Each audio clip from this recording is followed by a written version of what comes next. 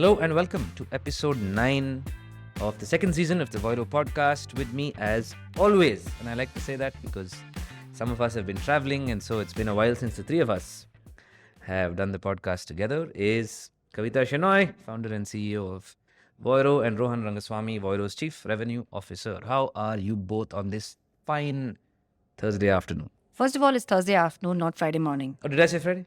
No, I just said that we usually record this podcast on a Friday morning, and I'm inordinately excited about the fact that it's a Friday. I'm excited it's a Thursday also, but hey. There you go. That sounded full of enthusiasm. There you go. Enthusiasm for Thursdays, guys. Come on. We moved this meeting from Friday to Thursday because that's what Jitin's schedule allowed, and then he has ditched What us. ditcher, man. Yeah. Jitin. Anyway, we miss him, and I am excited. He obviously has better things to do. Clearly. I am excited to dive into today's topic, which is omni-channel. Full stop. Okay. The word has, of course, a general connotation in the world of marketing, but closer to our industry, with broadcasters, with streaming players, with operators, with OTT companies, it seems to be on the rise and associated with a few other trends in the world of advertising technology. I wanted to know more about what's going on, why is it trending, and what does it mean for our industry. And I was curious to know what your take is on what omnichannel is and why is it a buzzword. Yeah, well, it's been in the news a lot, but before we get to why it's in the news, maybe we'll talk a little bit about what it actually means. Of course. Right? So, like the word kind of spells out, right? Omnichannel or multi-channel, as some people call it.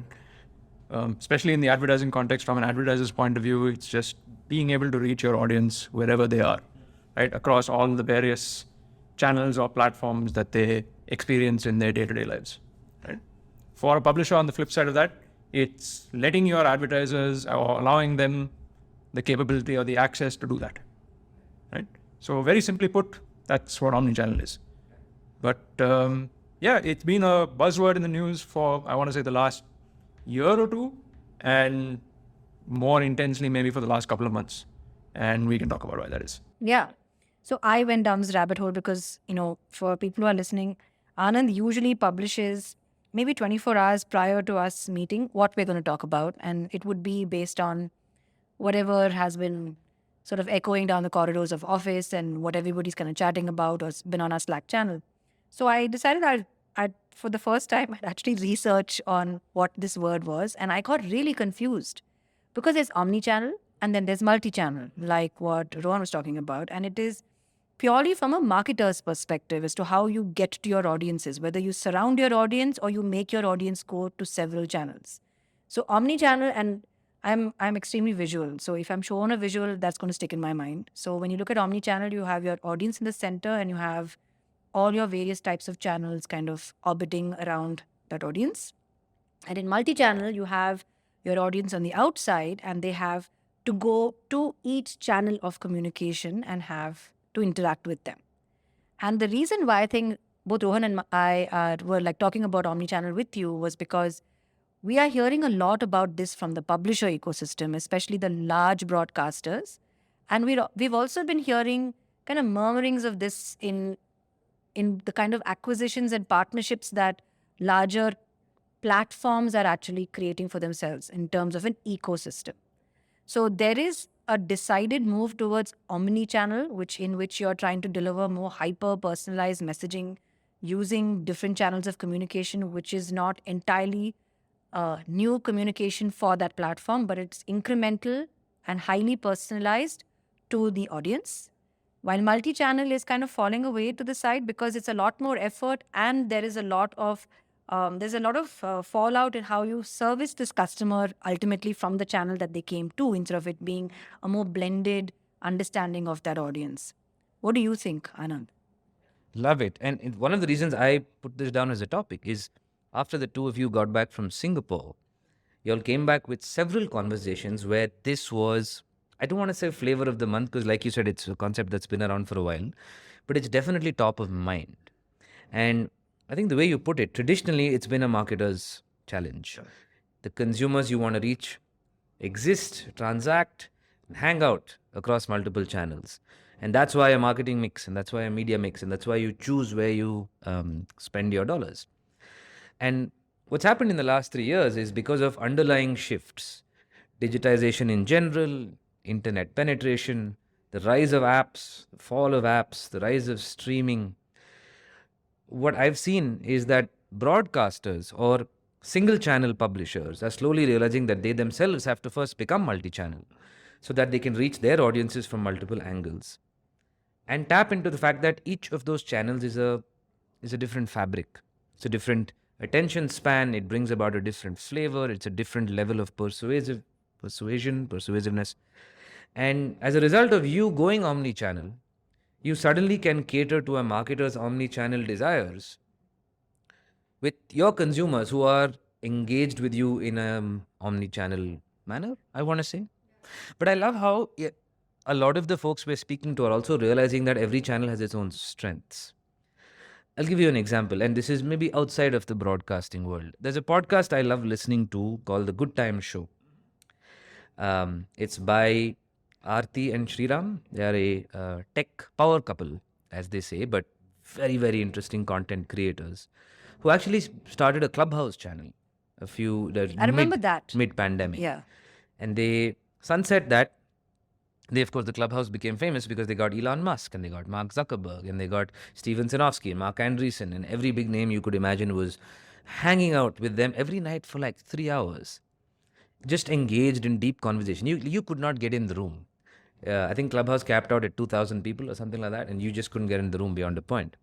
So they've launched a podcast recently, which is again the same flavor, deep conversations with people in tech, focused on techno optimism. They interviewed Tanmay Bhatt the other day, and he kind of spun the mic around and he said, "Tell me about your journey.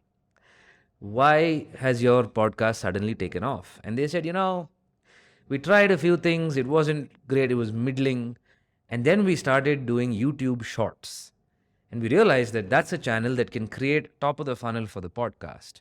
And so now that's become a big part of what they do, very similar to what we do with our Yeah, Snackables. Santosh, man. I can see all of my Santosh. Gautam. I can see Gautam, my face all over right. YouTube shorts now.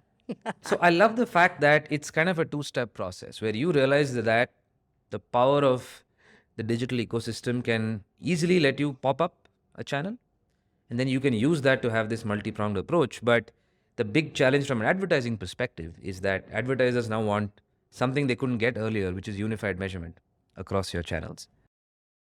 Yeah. So multi-channel or omni-channel kind of, it's always promised to give advertisers a lot, right? Technically, an advertiser could reach you across 10 places, right? Television, radio, on your phone, all the various apps you use, even in the newspaper, right? One thing that multi-channel has always promised is reach, right? Across all the various media that you consume in your day-to-day lives.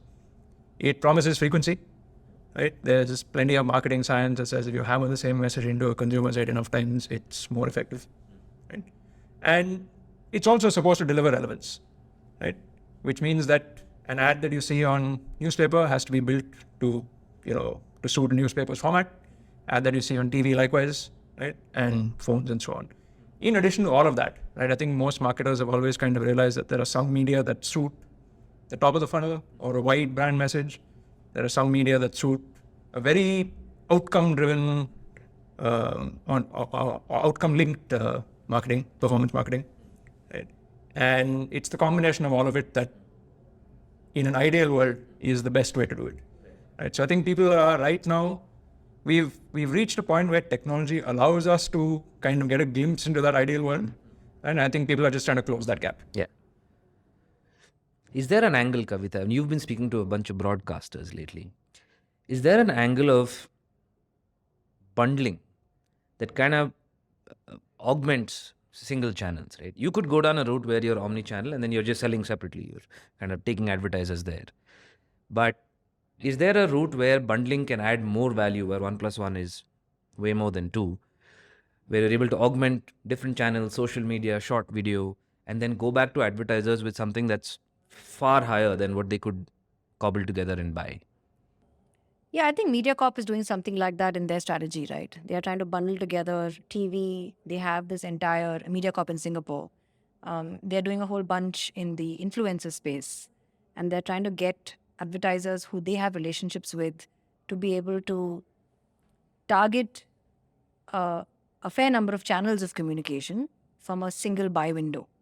And they also have, maybe a blended cost that goes along with it. And they could also produce, and you could also be an influencer or an influencer agency or a marketer or an agency, a buying agency that goes there to book, you know, book brand activities through for these influencers.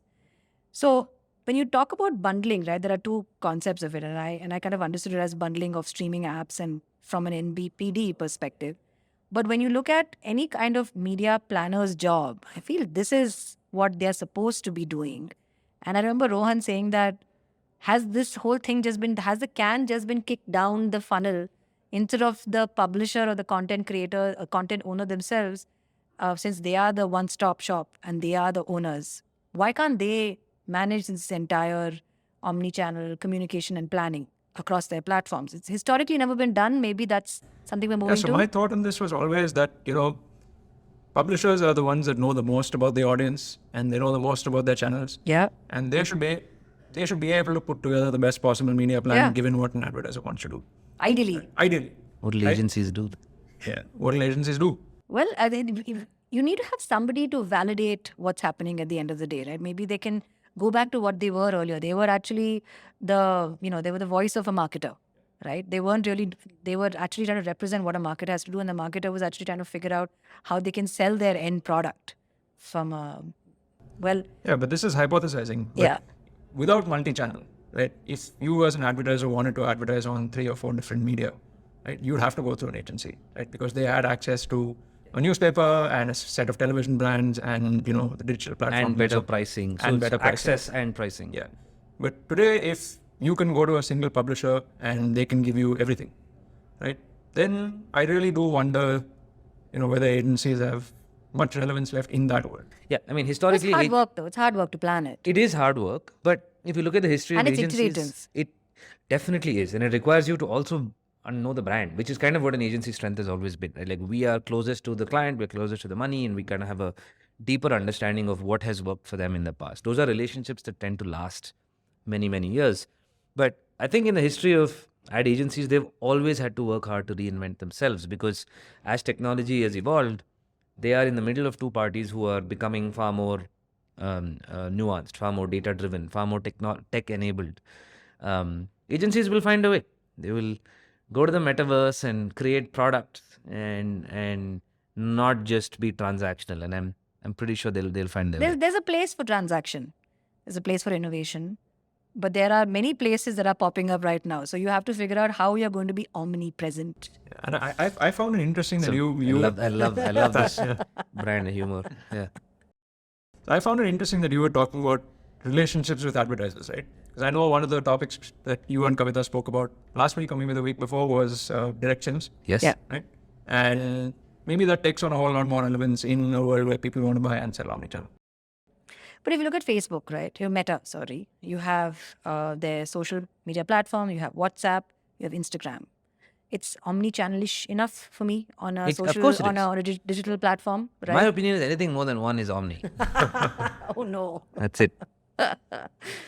Yeah, well, and you look at Google as well, right? Google has got their Google Display Network. They have their entire partnerships. They have premium buys. They have video. So there is the omni-channel list of how Google is able to give somebody a gateway into being omni-channel, omnipresent across omni-channels.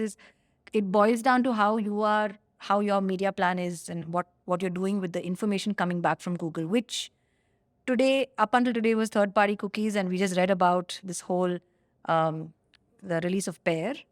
That could be something that a large publisher could actually use to inform their messaging and make it more hyper-personalized and still be compliant with all the regulation that's around. Yeah. Look, I think the bottom line, and I have one more question before we move on from this topic. But before that, I think the bottom line is we are all surrounded today by an embarrassing number of digitized presence that we are able to create. Sorry, poor English, but a brand can reach me across several devices and several touch points, all of which are being digitized. As a result of which, the whole concept of persuasion, while yes, reach and frequency are important and it's been proven, it can work against you at some point in time. And publishers want to figure out what the right touch points are for them to build a healthy relationship between me and a buyer. There is one massive hurdle, in my opinion, which is going to be how seamless is this going to be? While you can promise all of this, it is very hard to measure. What do you think is the biggest challenge that's going to come? Because on paper, this sounds great. It's like, oh, cut the middleman out, and everyone is omni-channel, and everyone has a digital presence, and it's the best of all worlds together. And it's not that easy, is it? No, it isn't. And you mentioned a couple of the more important points as well. So you talked about frequency and reach becoming irritating or annoying for consumers, right? And a lot of that is because publishers have no way to identify their audiences across channels, right? So if they don't know who you are, on TV, and if they can't like match you on their digital platforms, chances are you're going to see the same ad over and over again, and that's a problem, right? So identification, deduplicating audiences across platforms, across channels is one big area that needs a lot of work. On the measurement front as well, right?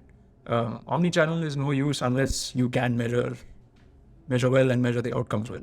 And we were talking to a Singapore-based publisher who'd been doing some very interesting work in the measurement space.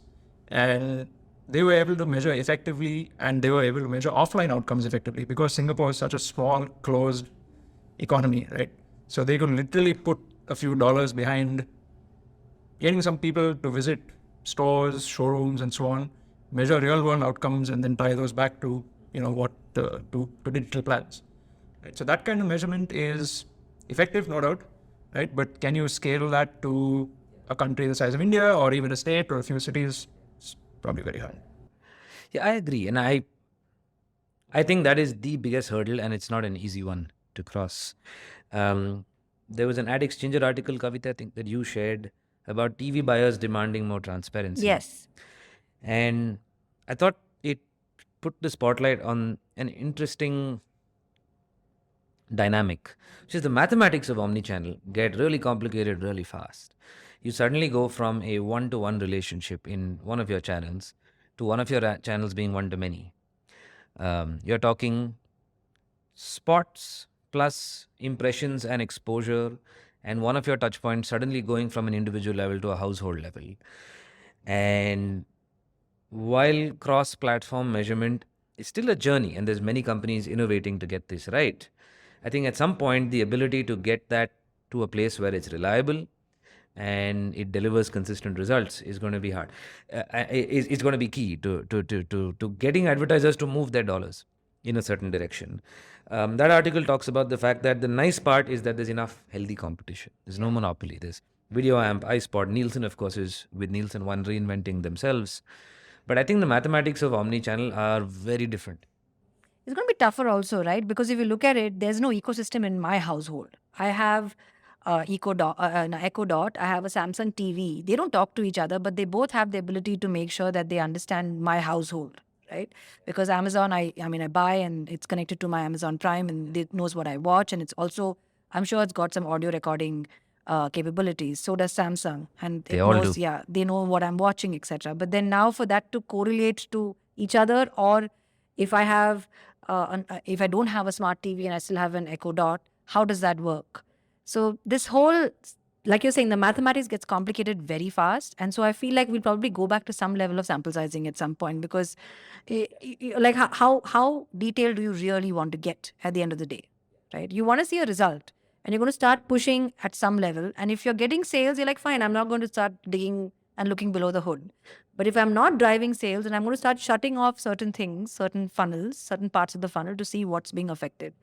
But this overdrive and the intense need for data, I feel like it has to stop somewhere. I mean, you've got to call it at some point in time. Just give people what they really need to drive a result, right? Otherwise, you can keep like pontificating and sort of digging deeper and going on and on about data. I think another unfortunate side effect of what's happened over the last few years is, as a consumer, you're now surrounded by a dozen different wall gardens that don't talk to each other, right? And your Echo Dot and your Samsung TV, for example, right? And you could extend that. You could extend that really far across Facebook, across Google, Apple. Now each of them creating their own little kingdom, and there's no way that any of those kingdoms are ever going to communicate with each other. Never. Right. So from a consumer's point of view, is omnichannel really ever going to be a thing? I'm not sure. Right. But certainly we're going closer and closer in that direction. Yeah. Yeah.